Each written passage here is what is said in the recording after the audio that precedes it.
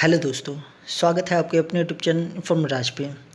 दोस्तों, आज की इस वीडियो में हम बात करेंगे अगर आपको टीजीटी सोशल साइंस का टीचर बनना है तो उसके लिए क्या एलिजिबिलिटी क्राइटेरिया चाहिए।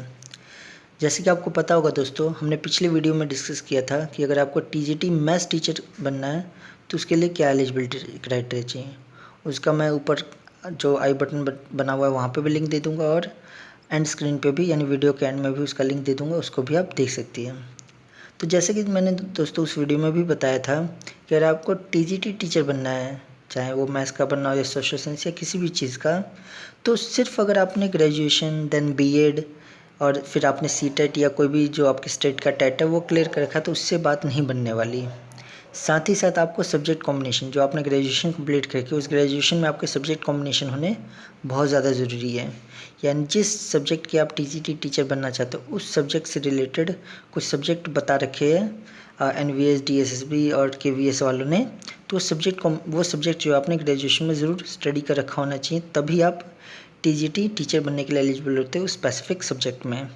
तो दोस्तों, इस वीडियो में हम यही बात करेंगे कि सब्जेक्ट कॉम्बिनेशन क्या होना चाहिए ग्रेजुएशन लेवल पे अगर आपको टीजीटी एसएसटी टीचर बनना है तो अगर फ्यूचर में अगर आप सोच रहे हैं टीचर बनने के बारे में, एसएसटी टीचर बनने के बारे में, तो आपके लिए वीडियो काफ़ी हेल्पफुल हो सकती है।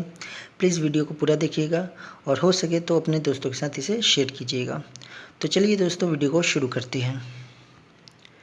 तो जैसे कि अभी मैंने आपको बोला कि एक हायरार्की क्या होती है अगर आपको टीजीटी टीचर बनना है तो जैसे कि आपको पता होगा, सबसे पहले आपने ग्रेजुएशन अपनी कंप्लीट की होगी, देन उसके बाद आपने बीएड किया होगा, उसके बाद आपने जो भी सीटेट या जो भी आपकी स्टेट का टेट है वो आपने क्लियर किया होगा। तो ये तीनों चीज़ें करने के बाद आप आमतौर पर सब सोचते हैं कि हम टीजीटी टीचर बन जाएंगे, लेकिन साथ ही साथ ये भी चेक किया जाता है जब आप एग्ज़ाम देने के बाद डॉक्यूमेंट वेरिफिकेशन के लिए जाते हो या जो भी आगे का प्रोसेस होता है वो करने जाते हो, तो उस टाइम पे ये भी चेक किया जाता है कि आपके ग्रेजुएशन में सब्जेक्ट कॉम्बिनेशन है या नहीं है।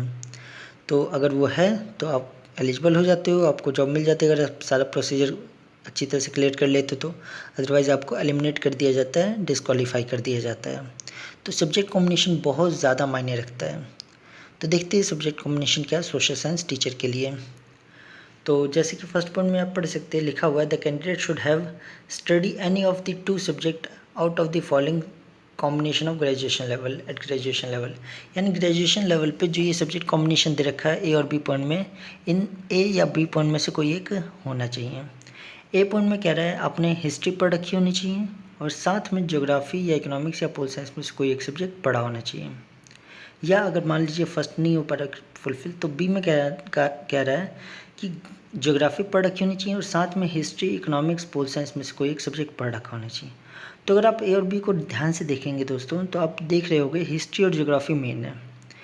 कहने का मतलब क्या है कि आपने ग्रेजुएशन लेवल पे हिस्ट्री या ज्योग्राफी में से कोई एक सब्जेक्ट पढ़ा होना चाहिए और साथ में कोई और उसके साथ में इकोनॉमिक्स, पोल साइंस या इकोनॉमिक्स या हिस्ट्री या ज्योग्राफी में से कोई एक सब्जेक्ट पढ़ा होना चाहिए। उसी को आगे अदर वर्ड में लिखा आप पढ़ सकते हैं। In other words, candidate should have studies any two subject. Candidate ने कोई दो सब्जेक्ट पढ़े होने चाहिए out of history, geography, economics and pol science. History, geography, economics और पोल साइंस में से कोई दो सब्जेक्ट पढ़ा होना चाहिए। In which one must be either history और ज्योग्राफी, जिसमें से एक हिस्ट्री या ज्योग्राफी होना कंपलसरी है। यानी अगर आप ये सोचेंगे कि मैंने इकोनॉमिक्स पढ़ रखा है, पोल साइंस पढ़ रखा है, तो नहीं, दो सब्जेक्ट होने चाहिए। दो में से हिस्ट्री और ज्योग्राफी, एक उनमें से एक सब्जेक्ट हिस्ट्री ज्योग्राफी होना कंपलसरी है, यानी हिस्ट्री ज्योग्राफी ज़्यादा मेन है। तो आई होप दोस्तों आपको फर्स्ट पॉइंट समझ आ गया होगा। सेकंड पॉइंट में लिखा हुआ है हिस्ट्री ज्योग्राफी एज अब should have been study for all 3 years in the graduation. आपने अपने ग्रेजुएशन लेवल पे हिस्ट्री और ज्योग्राफी तीनों साल पढ़ी होनी चाहिए। ये नहीं कि बस फर्स्ट ईयर पढ़ा, फाइनल ईयर पढ़ा या सेकेंड ईयर पढ़ा। तीनों साल हिस्ट्री या ज्योग्राफी में से कोई एक सब्जेक्ट तीनों साल आपके ग्रेजुएशन में होना चाहिए।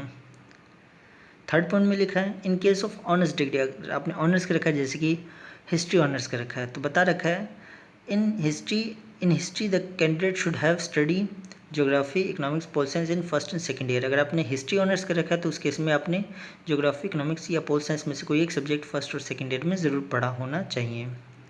सेम बात अगर आपने ज्योग्राफी ऑनर्स कर रखा है तो candidate should have study history, economics, pol science in first and second year. अगर आपने ज्योग्राफी ऑनर्स कर रखा है तो हिस्ट्री, इकोनॉमिक्स पोल साइंस में से कोई एक सब्जेक्ट आपने फर्स्ट एंड सेकेंड ईयर में पढ़ा होना चाहिए। अब यहाँ पे जो सबसे बड़ी बात लिखी है वो ध्यान से देखिएगा।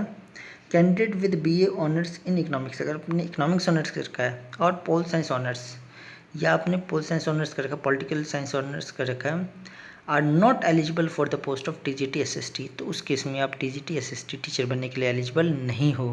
यानी अगर आपने इकोनॉमिक्स ऑनर्स या पोल साइंस ऑनर्स कर रखा है तो आप TGT टीचर SST के नहीं बन सकते। सेम केस मेरे फ्रेंड के साथ हुआ था।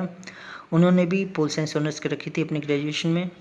उसके बाद देन उन्होंने सारे एग्ज़ाम क्लियर किए। लास्ट में जब डॉक्यूमेंट वेरिफिकेशन के टाइम पे गए तो उन्हें डिस्क्वालीफाई कर दिया गया। क्यों? क्योंकि उन्होंने पोल साइंस ऑनर्स कर रखा था और पोल साइंस ऑनर्स वाले एलिजिबल नहीं होते TGT सोशल साइंस के लिए। तो बहुत बड़ी बात है ये दोस्तों, आपको सब्जेक्ट कॉम्बिनेशन बनाना पड़ेगा। अगर सब्जेक्ट कॉम्बिनेशन नहीं बन रहा है तो आप अपनी यूनिवर्सिटी या किसी भी यूनिवर्सिटी से एडिशनल में इन सब्जेक्ट्स को कर सकते हो, और भी बहुत सारे तरीके होते हैं। ठीक है, तो आप अपने हिसाब से जो भी आपको सही लगता है उसके हिसाब से आप अपना सब्जेक्ट कॉम्बिनेशन बनाइए, तभी आप SST टीचर बन पाएंगे TGT लेवल पे। तो दोस्तों ये पूरी इन्फॉर्मेशन थी कि अगर आपको TGT SST टीचर बनना है तो उसके लिए क्या सब्जेक्ट कॉम्बिनेशन चाहिए, क्या एलिजिबिलिटी क्राइटेरिया है। तो दोस्तों अगर आपको वीडियो अच्छी लगी हो तो प्लीज़ लाइक कर दीजिए और अपने दोस्तों के साथ शेयर कर दीजिए, और ऐसी इन्फॉर्मेटिव वीडियो के लिए आप हमारे चैनल को सब्सक्राइब कर सकते हो। थैंक यू दोस्तों।